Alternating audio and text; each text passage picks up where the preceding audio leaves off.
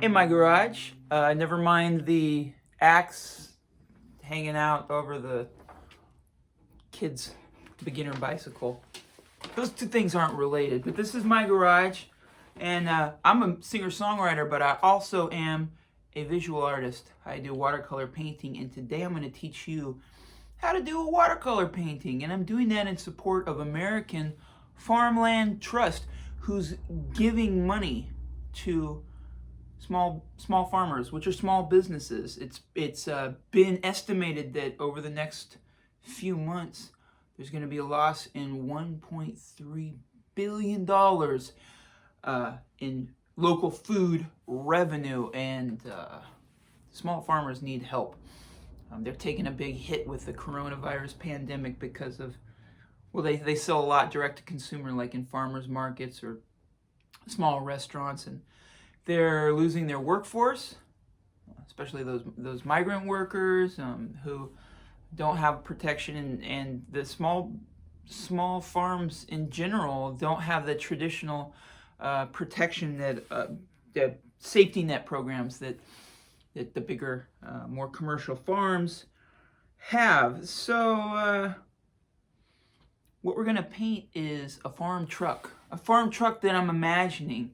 My dad wasn't a farmer; he was a gardener, but I guess he's still a gardener. But he told me, I make everything about my dad because I don't know, it's kind of a joke at this point. But he told me before I was born and before he met my mom, he drove a 1950 Chevy pickup, and he built a wood arch top camper shell in the back. So I've never seen it, so I gotta imagine it, or I'm gonna look online for a photo of it, and I'm gonna imagine the camper shell. And but it's gonna be our farm truck, and we're gonna pretend that it's carrying vegetables to a farmer's market. And you're gonna paint it too. So grab some stuff to paint with, and if you don't have stuff to paint with, then watch closely and paint it later with stuff to paint with while you're watching it again. Okay, let's go. So here's a picture I found online of a 1950 Chevrolet pickup truck, and every good painting starts with a drawing. So I drew the drawing of a truck. I did this beforehand because drawings take a while to get the drawing you want and to get the accuracy that you want. It takes a minute, so that could have been a whole video on its own. So there's the truck, here's my drawing, and like I said before, I'm imagining this archtop camper shell, and I'm gonna put some boxes of vegetables here and there, and maybe some mountains or something like that. And here's my little studio. I have my paints, I have water, brushes. That water looks murky, but it's just a murky container, not the water. This is where I mix paint. This is a tea kettle. This is yerba mate. It's not illegal drugs. And I always keep a guitar close by in case I need to noodle. So let's get painting, shall we? These are the three brushes that I use the most. Slightly small, medium, slightly small, and large. I do most of my painting with this brush. It's got a nice little point, and you can get kind of fine with it, but it can hold a lot of water. Okay, so with watercolor painting, there's lots of different techniques, and there's people who are masters. And so I'll show you a few different techniques, but in any technique you do, there's a few overarching rules. Maybe not rules, maybe that's harsh to say. Maybe just codes to live by. Code number one would be you have to use water. The more water you use, the more the watercolor paint does its thing. And when I say it does its thing, I mean it's transparent. Even when you layer paint on top of paint, it's transparent. It likes to blend and mix together and do things that other paint can't do. And if you get a lot of the paper wet with water, the paint can just go wherever you want. You can't really control it. I mean, you can't control it, but you don't want to control it because then you're losing the essence of the watercolor. So you want to only control it to an extent. Another overarching code would be you can't put light paint on top of dark paint. You have to sort of work backwards. So you start with your light colors, and if you're doing a technique where you paint a layer and then dry and paint another layer on top of that wet and let that dry and so on and so on, you have to start with light and work dark. Okay, so this first technique we're going to use on the camper shell, and that technique will be, I don't know what it's called. It's when you get a large area wet and then you add wet paint into it. Okay, I drew this drawing with water-soluble pencils, so it's getting a little pigment in it as I wet it right now, but that's not really the pigment we're gonna have. It's gonna wash out, trust me. So I get it all wet like that. Let the paint soak in. It's soaking in. I'm leaving a little bit of area dry right there in between these two. You see that? I don't know why I'm doing that other than I don't want paint to go there. But when you leave an area dry, it stays white. Okay, so here we go. And while I'm painting this camper shell, I want you to imagine my dad, an old hippie guy with long hair and a beard and a bandana. Okay, now, here's some brown. So you get these wet, and then you mix on a some kind of a surface. I like to use, I'm getting into some orange here. I like to use this enamelware because it wipes off clean. Okay, so I mixed orange, brown, and yellow, and I've got this piney wood. And then, so like I said, this technique is taking wet pigment right into wet paper. Watch what happens.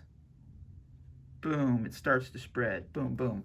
Okay, I'm getting a little bit more. I'm going right into this. Okay, watch the spread.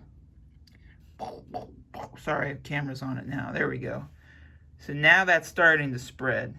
And I'm letting it fade as it gets further off in the distance. That's a little cheat trick with art. Things that are in the foreground or closer to you have more detail and more color, where things further apart are more faded and less detailed. Okay, so now I'm just going straight into water and dipping in there. See what happens. And so now you just wait for that to do its thing, because it's going to dry, and it's going to take a while to dry. And so we'll move on to another part of the truck. Okay, let's do this door and back. And for that, we'll use a technique they call a wash, which is making your own color and just going right on. So there we go. I guess I'm painting this truck blue. I didn't really think about it until just now. Okay, now look at a bead of blue touched a bead of brown, and it's starting to mix. This is the magic of watercolor. So it's just mixing. This is going to be a bumper there. So when they say a wash, I'm doing a wash that has a gradient. It starts darker up top, and I'm mixing lots of different blues together because I don't like paint just straight out of the tube. I want my colors to be different than everybody else's. And it looks like I forgot to draw in a mirror here, but that's okay. So now I'm taking just water and I'm letting that wash come on down. And that's the wheel well, I suppose, but I'll come back later when it's dry and make that darker. Okay.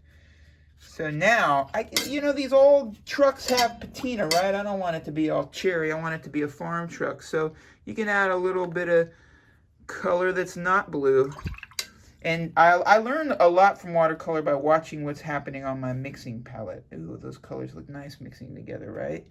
Maybe it was at one point painted this purple and some of that's shining through. I mean, you can just look on the internet or look down the road or go to a vintage car show or whatever and see perfect cars, but this isn't the perfect car world. This is Brett's imagination. So we're doing whatever Brett wants. And if the sun's coming up top, it'll probably be a little lighter, washed out up here. So, you know, don't have the whole thing just one color, because then it'll have no depth. And we don't need to worry too much about shading or shadows right now, because we can come and do all that in a second layer. Okay, so this would be the grill, right? So I don't need to put too much paint there because I'll come in later, and I want a little silver on the outside of that, so I don't need to worry about this stuff too much. Same with that, but I do have to do the roof, and let's keep going with this. Maybe the roof has been neglected because it gets so much sun. Maybe it's been parked under a tree or something, so it's not as, the paint job isn't as great up there. I don't know, I'm just making this stuff up.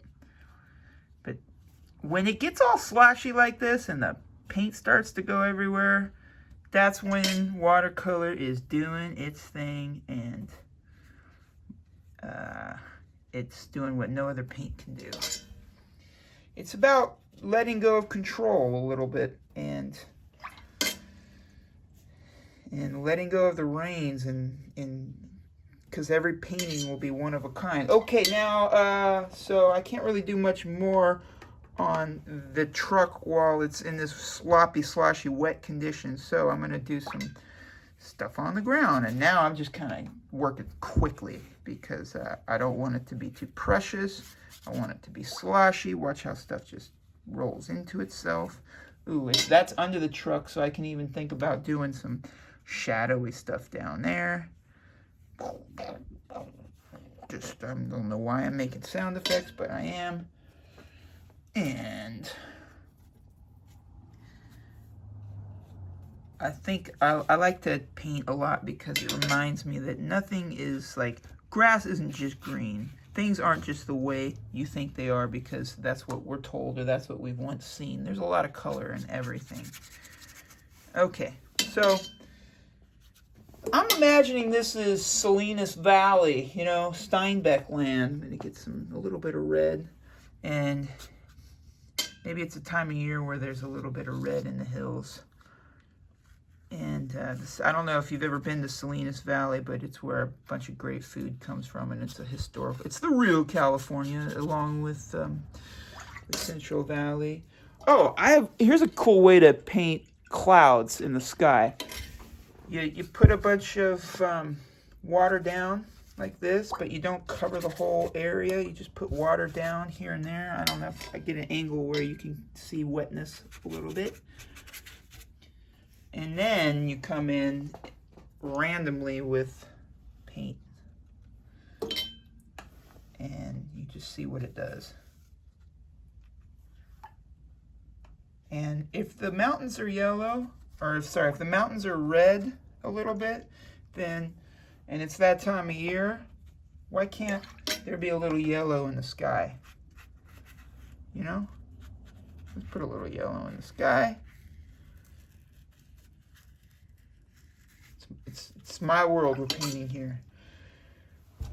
Okay. Oh, and then we got our farm boxes. So here, let's do this one. That one's going to blend a lot, it looks like. Over here to this one. They're going to get some blend in there. Let's get some vibrant green going. Mixing green into this blue. And a little bit of that green just down here. Let's get some, because we gotta make some vegetables happen. And the vegetables grown by the small farmers are the best, most vibrant vegetables that all you do is bring them home and put some olive oil on them, or butter, or whatever you choose. And put some more green green. Maybe there some of it fell. Maybe that vibrant vegetable came from a field back here. There we go. Yeah. Oh, maybe it's back here too. Okay, now we have to wait. And to keep this video short enough to keep people watching, I'm going to stop it like I have, and I'm going to let it dry. So we'll see you in a second. Okay, sitting around and watching the paint dry is not that fun, so I went and ate some rice cakes with almond butter on them. But I'm back now. Let's paint. So, we're picking up where we left off. It's not completely dry yet. You see the glistening down here. It's still a little wet, but most of the truck is dry enough to paint on. And let's get this light down in here. There's my Palm Springs mug. There's some doodles I did. There's a fun guitar to play. That's a show I played with some great bands in Louisville. All right, so I just got this. Sorry for the hand in the way. I just got this fancy camera holder, and whoops, I spilled a drip, but that's okay. That's not in the painting. I'm going to try to put this in front so I don't have to hold it and talk. And from this angle, it looks like the tire is getting blasted out, but that's just a fisheye. Don't worry. Let's paint. Okay, like I said before, we gotta go darker. Darker, darker. So, I'm going straight in with a darker blue at the bottom to get some of these lines. You see how it's still spreading? That's because it's not dark enough, or wet enough, dry enough down there. I'm just making this up as I go, folks. The painting and the talking. And I'm not a multitasker. So we're going to get that dark in there. Yes, now we are talking. Do a little line. That's where the door meets. Okay.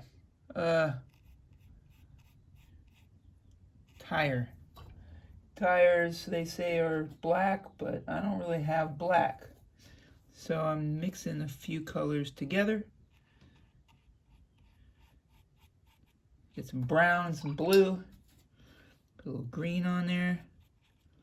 And imitate some tread with some painterly strokes. I'll do the same down here for this tire. A little lighter though, because it's further away. And it's so sloshy wet. Don't forget what happens when it's sloshy wet. Up front tire. A little darker. Yep. Thank you. Ooh, nice blue.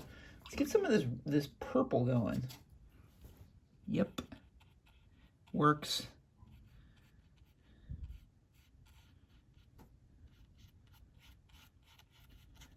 And again, with the tready colors. Metal right here on the bumper. A lot of people have a hard time painting metal. I don't know. I just know that it's not all one color. Things are shining off of each other. It's reflecting and brimming. So just do a quick outline of that. Okay, you see how we're starting to get a little depth here, people? It's exciting, right? I'm gonna do a little bead of water right there to bring some of this dark blue up into it. My computer's gone silent. Let's get the picture back up. Holy moly, there it is. Okay. This big wheel well guy wants to pop out. So in order to make it pop out, I have to darken it. Okay, it might not look that way in real life, but in this world of watercolor, the wonderful world of watercolor painting, we have to do that. Okay, so this isn't the final stage. This is just the second stage. Second stage of darkening. We're going to come back through one more time and do fine details.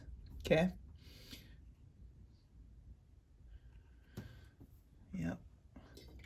I'm going to right now, though, put this grill in here.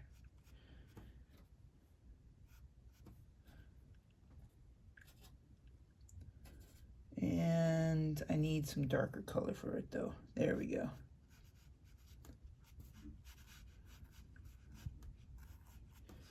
Now, I find that every line doesn't have to be perfect. If you put enough things together, then the eye makes the connection and does the rest. So I don't have to have perfectly straight lines, and it doesn't all have to be perfect in here. I just have to suggest that there's a nice grill in there. Do you know what I mean? Sometimes it just gets away from you. Other times you have full control. Every day's a different day. I like what's happening down here, though. Oops, I just dropped some water on it. See what happens when you drop water on it? Watch. It spreads out even more. And that's always fun. And look how the watercolor now is kind of creating its own little rust, its own patina. Let's get back to the back, see what's happening back here in the back of the truck. Add a little more blue. Yep.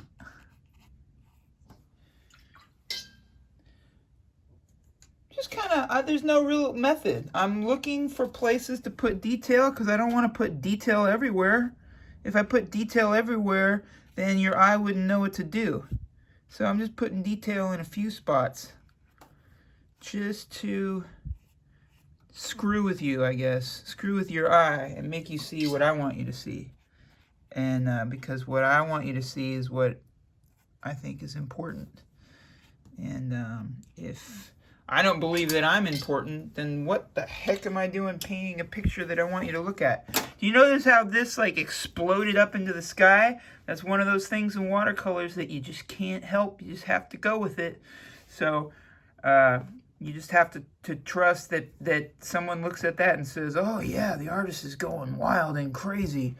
And well, that's just the way it is. Okay, so I've done pretty much all I want to do with this stage. I want to let it get a little more wet before I start putting in all the really dark details. Actually, I want to darken this down here under the truck a little bit, just so it's not getting too many white splotches. And what the heck, I'll put some down there too. What the heck, I'll do it over here too, just to get a little more shadow going underneath this truck, just to create a little more depth, you know, just a little more. Just ooh, I'm glad I'm doing this because I'm liking the blends, as they say. The blends are nice. I don't know who says that, but I just said as they say, so it must be true that somebody says that. Okay. Wash, I like to wipe my brush on my pants. Okay, I'll see you when it's a little more dry and then we'll be done. Are you ready for the final stage? Well, this is it. It's the little details, and you just use a fine brush with a narrow point. And you go right into dark color, and you just put a few little details on there just to make it some of the lines hard, some of the edges hard, and things pop out and a little bit more defined. Take away some of those soft, washy edges. So I've done it a little bit already. I've put in some of those and put a little darkness there, here and there, and I'll show you how I do it. Okay, just going right into paint and just making a hard line like that. Hard line here. Just outline this bumper, outline this box a little bit more. Get a little darker there. There you go. You see? It just all you need is darkness and a fine brush. I could even go a little finer than this. Maybe put a little specks in there. Mud on that.